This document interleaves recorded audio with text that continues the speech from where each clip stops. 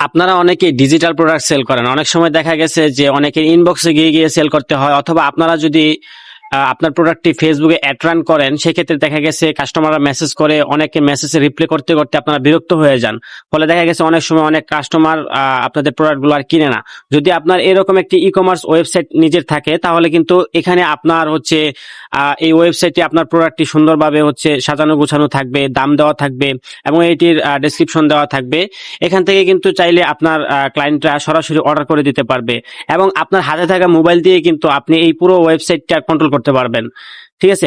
এখন এই ওয়েবসাইটটা কিভাবে আপনি নিজে তৈরি করবেন, এটি এরকম একটি ভিডিও আমি আমার ইউটিউব চ্যানেলে কোর্স আকারে আপলোড করে দিয়েছি। এই যে এই ভিডিওটা আপনারা হচ্ছে আমার ইউটিউব চ্যানেল পেয়ে যাবেন।